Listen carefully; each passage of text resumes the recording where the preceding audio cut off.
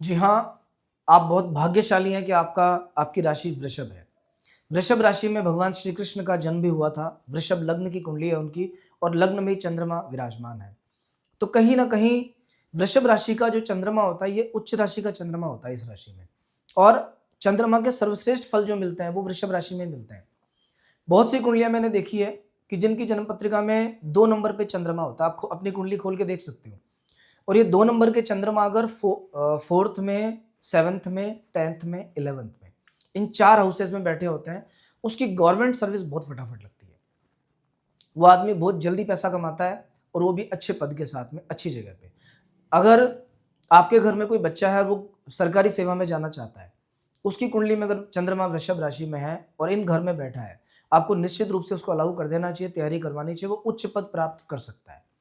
तो वृषभ राशि के सभी लोग बहुत भाग्यशाली हैं क्योंकि चंद्रमा के अनुकूल होने से क्या होता है, व्यक्ति के मन की स्थिति अनुकूल हो जाती है। ऐसे लोग बड़ी आकर्षक पर्सनैलिटी होती है। रंग रूप सब कुछ नहीं होता है। कई बार क्या होता है कि नाक नक्श बहुत अच्छे होते हैं किसी के, बात करने का ढंग बहुत अच्छा होता है, किसी के व्यक्तित्व में आकर्षण होता है, उसके साथ बैठना बात करना अच्छा लगता है, वो लोगों को अच्छी सजेशंस देते हैं। तो वृषभ राशि के जितने भी लोग हैं, उनमें एक नेचुरल आकर्षण होता ही होता है। आने वाला समय, ये सप्ताह कैसा आपके लिए रहेगा, इस बारे में हम चर्चा करेंगे। बहुत सारे मेजर चेंज इस वीक में हो रहे हैं। 4 ग्रहों का राशि परिवर्तन होगा। जब भी कोई एक ग्रह राशि चेंज करता है तो बड़ा चेंज आता है। आपकी तो कुंडली में 4 ग्रहों का राशि परिवर्तन अभी देखने को मिलेगा। 12 तारीख से परिवर्तन स्टार्ट हो जाएगा। 12 तारीख को सबसे पहले शुक्र चेंज होंगे, फिर उसके बाद में सूर्य मकर राशि में आ जाएंगे। सूर्य का मकर राशि में आना तो एक बड़ा इवेंट होता है।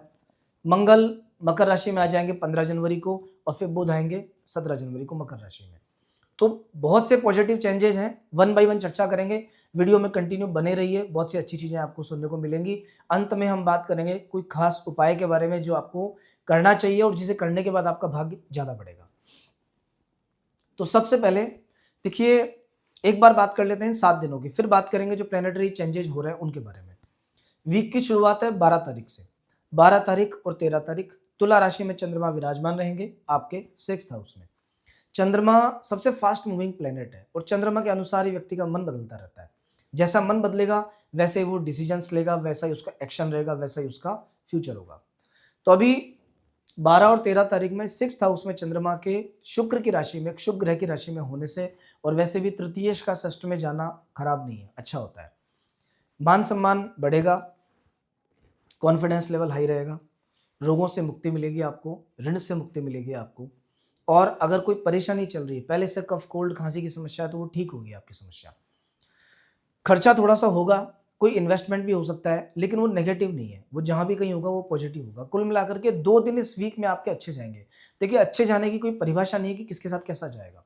जिसकी जैसी व्यवस्था है, जहां जो स्टैंड कर रहा है, जहां जो सोच है, उसके अकॉर्डिंग अच्छा जाएगा। बट 12 और 13 2 दिन आपके अच्छे जाएंगे। 14 एंड 15 इन 2 दिनों के अंदर 7th हाउस में चंद्रमा रहेंगे, वो भी नीच राशि में, वृश्चिक राशि में।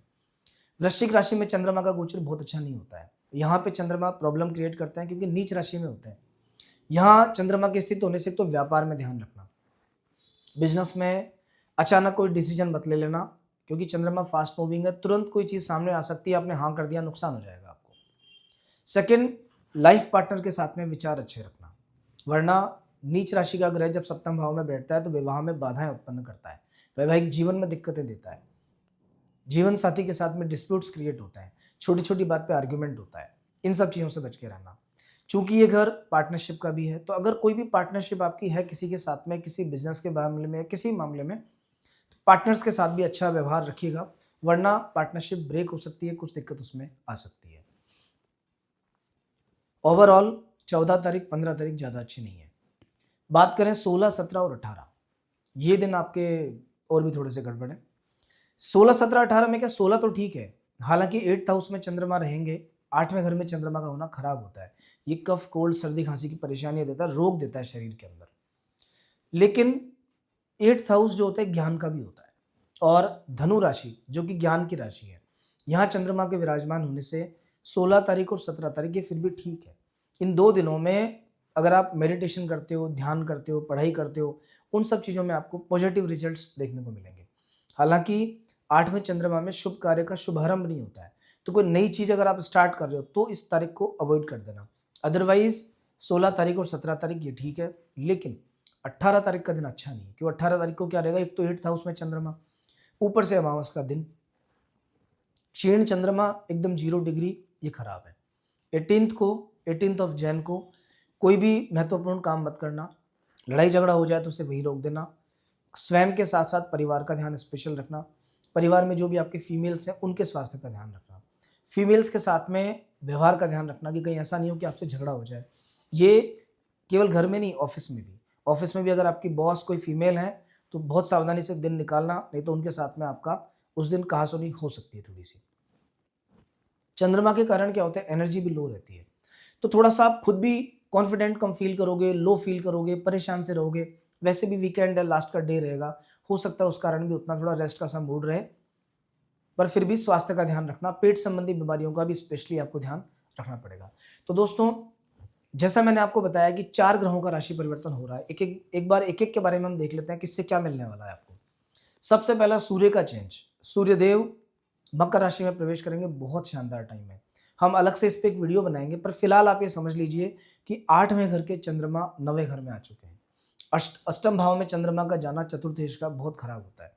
माँ को पीड़ा, परिवार में दिक्कत, झगड़े परेशानियां, अनबन, बीमारी का घर या बरकत नहीं होना। चंद्रमा आत्मबल के कारक है, तो कॉन्फिडेंस का लो होना, ये सब प्रॉब्लम्स थी। लेकिन 14th ऑफ जैन के बाद सूर्य मकर राशि में प्रवेश करेगा, और सूर्य के मकर राशि में आते ही उत्तरायण स्टार्ट हो जाता है। आपके अच्छे दिन मान स्टार्ट हो जाएंगे, क्योंकि कंटिन्यू 3 महीने तक अभी सूर्य 9th 10th और 11th बढ़िया रहेंगे आपके लिए। तो लगातार 3 महीने आपके लिए अच्छे हैं। कोई नया काम करना है, कोई मुश्किल टफ काम आपके सामने था, अभी आप उसमें लग जाओ। नौकरी में किसी प्रकार का परिवर्तन करना चाह रहे थे और समय नहीं मिल पा रहा या व्यवस्थाएं नहीं बन पा रही हैं, उसमें लग जाओ। गवर्नमेंट से कोई काम अटका हुआ है, ये टाइम बेस्ट है, अभी आपका काम हो जाएगा। सूर्य के बाद नेक्स्ट है मंगल। मंगल का राशि परिवर्तन होगा 15 जनवरी के दिन। मंगल भी आपके 8वें घर में अभी तक चल रहे थे। 8th हाउस में मंगल का काम होता है दुर्घटना, परेशानी, तकलीफ, ये सब देना। 7th हाउस के मालिक होकर 12वें घर के, हालांकि विपरीत राजयोग बनाते थे, पर कहीं ना कहीं 12वां घर होता है खर्चों का। यहाँ पे मंगल का बैठना खर्च बहुत बढ़ाता है। यहाँ मंगल का बैठना गाड़ी से, व्हीकल से नुकसान देता है, रक्त बहने से समस्याएं होती हैं, रक्त संबंधी विकार होते हैं, फोड़े, फुंसी, पाइल्स, ये सब प्रॉब्लम्स होती हैं। 15 जनवरी के बाद में आपको इन सभी प्रॉब्लम से काफ़ी हद तक रिलीफ मिलेगा। टाइम आपका डे बाई डे बेटर आएगा। मंगल जो है ये कॉन्फिडेंस के भी कारक होते हैं, आत्मविश्वास बढ़ेगा आपका। सपोर्ट जो मिलेगा वो कैसा मिलेगा, वो बीमारियां, अगर मंगल किसी का खराब है तो बीमारी बहुत होती है उसको, मंगल ठीक हो जाए तो बीमारियां कम होती हैं उसको। तो बीमारियां, क्योंकि बॉडी की जो इम्यूनिटी है, रोग प्रतिरोधक क्षमता, उसको भी मंगल रिप्रेजेंट करता है। इन केस अगर आप डिफेंस सर्विसेज में हैं, आप मान लीजिए कि पुलिस में हैं, आर्मी में हैं, या ऐसे किसी सर्विस में, तो आपके लिए 1 महीना बहुत खास है। इस 1 महीने में उन्नति, प्रमोशंस या इंक्रीमेंट्स, इन सब के योग बनेंगे। वैसे भी 9th हाउस में, मतलब भाग्य भवन में जब मंगल उच्च के बैठ जाएंगे तो भाग्य प्रबल हो जाएगा, मतलब किस्मत से काम बनेंगे। तो अगर अभी सपोज क्या होगा कि आपके 7th हाउस के लॉर्ड 9th में चले गए, तो पहली बात तो ये कि पत्नी का भाग्य बहुत काम करेगा आपके लिए। अभी 1 महीने तक पत्नी का भाग्य बहुत इफेक्टिव है। अगर कोई इन्वेस्टमेंट करना है, कुछ नया काम करना है, वाइफ के नाम से करो, पत्नी का भाग्य आपको सपोर्ट करेगा। दूसरा, भाग्य वैसे भी मजबूत रहेगा। तो कोई भी रिस्की काम है अगर, और आपको लगता है कि इस काम में थोड़ी सी दिक्कतें आ सकती हैं, तो वो काम अभी कीजिए। 1 महीना किस्मत बहुत सपोर्ट में है, वैसे भी 3 महीने आपके फिलहाल ठीक है। तो मंगल का जो गोचर है ये भी ओवरऑल आपके लिए बढ़िया रहने वाला है, बहुत अच्छा रहने वाला है। मंगल के बाद 17 तारीख को बुध का राशि परिवर्तन हो रहा है। बुध आपकी कुंडली में आपके राशि के अनुसार 2nd हाउस के लॉर्ड है, 5th हाउस के लॉर्ड है। दूसरा घर होता है, दूसरा और 5वां, ये दोनों घर एजुकेशन को रिप्रेजेंट करता है। 5th हाउस होता है नीचे की एजुकेशन, और 2nd हाउस होता है हायर एजुकेशन। तो सबसे पहला तो बढ़िया टाइम आने वाला है स्टूडेंट्स का। जब 8th हाउस में बुध थे तो कहीं ना कहीं कंसंट्रेशन वीक था आपका, अभी क्या होगा, कंसंट्रेशन हाई रहेगा। अगर कोई डिग्री इनकम्प्लीट है, कोई एग्जाम आपको देना है, विदेश में जाने के लिए, विदेश में पढ़ने के लिए कोई एग्जाम दे रहे हो, तो भी आपका समय अभी बेटर है, और कहीं ना कहीं उसमें रिजल्ट आपको पॉजिटिव देखने को मिलेंगे। बुध बुद्धि के भी मालिक हैं, बुध ज्ञान के भी कारक हैं, बुध वाणिज्य मतलब व्यापार के भी कारक हैं। ओवरऑल बिजनेस में ग्रोथ होगी, शेयर मार्केट वगैरह में लाभ होगा, पत्नी के भाग्य से लाभ होगा, व्यापार बढ़ेगा, बुद्धि बढ़ेगी, आपके डिसीजंस बेटर होंगे। आप कोई भी निर्णय लोगे, किसी को सजेशन दोगे तो बहुत अच्छा है। अगर आप टीचिंग के प्रोफेशन में हो, किसी भी तरह का टीचिंग या कंसल्टेंसी से जुड़ा काम है या फाइनेंस के सेक्टर में आपका काम है, तो इन सब फील्ड्स में ग्रोथ होने वाली है। क्योंकि बुध जो होता है ना, ये बुध ग्रह बुध ज्ञान के कारक है। जैसे बृहस्पति शिक्षा के कारक है, बुध बुद्धि के कारक है। तो कहीं ना कहीं इन सब फील्ड्स में ही कुछ पॉजिटिव चेंजेस देखने को मिलेंगे।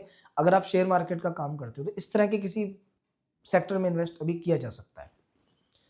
शुक्र का भी राशि परिवर्तन होगा अभी, और शुक्र अपने बृहस्पति की राशि से निकल के अपने मित्र शनि की राशि में आ जाएंगे। वो आ जाएंगे सप्ताह के स्टार्टिंग में 12 तारीख को। शुक्र का जो राशि परिवर्तन है ये बहुत महत्वपूर्ण है। ये क्यों महत्वपूर्ण है? शुक्र आपकी कुंडली में लग्नेश है। लग्नेश का अष्टम भाव में जाना शरीर की पीड़ा देता है, और अब ये नवम भाव में आना पीड़ा को दूर करता है। शुक्र षष्ठेश भी है, ऋण भाव का स्वामी आपके भाग्य भवन में आ चुका है।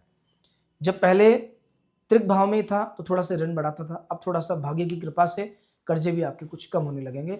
एक सजेशन हमारा है कि अगर आप इस समय पे वाइफ के नाम से कोई काम कर सकते हो तो आप करके देखो, या तो अपनी मदर के नाम से या पत्नी के नाम से। इस समय पर महिलाओं के साथ व्यवहार अच्छा रखना, अगर कर सकते हो तो शुक्रवार के दिन छोटे बच्चों को खाने पीने की कोई भी चीज़ आप बांटो। इसे बांटने से भी आपके ग्रह प्रॉपर थोड़े से बेटर होंगे। दोस्तों, वृषभ राशि शुक्र की राशि है। ऐसे व्यक्तियों को एक खास उपाय मैं बता रहा हूं, आप करके देखना, इसके बाद आपको बहुत अच्छा प्रॉफिट देखने को मिलेगा।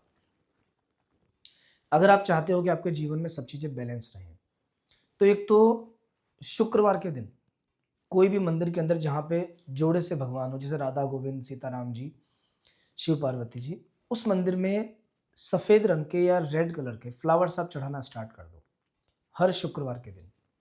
अगर आपके घर में श्रीयंत्र है तो स्फटिक का एक श्रीयंत्र लेकर उस स्फटिक के श्रीयंत्र पर, क्योंकि श्रीयंत्र में सभी देवताओं का वास होता है, उस श्रीयंत्र पर आप स्त्री सूक्त पढ़ते हुए मीठे दूध से अभिषेक करना स्टार्ट कर दो।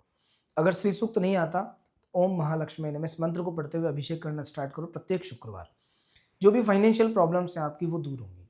और तीसरा, अगर आपको लगता है कि आप कमज़ोर हैं, लोग परेशान करते हैं, बुरा आपके साथ ज़्यादा होता है, सब तरफ से परेशान है, तो आप एक सिद्ध कुंजिका स्तोत्र का पाठ करना चालू कर दो। स्पेशल आपकी राशि के लिए बहुत अच्छा है, आपके लिए बहुत ही खास है।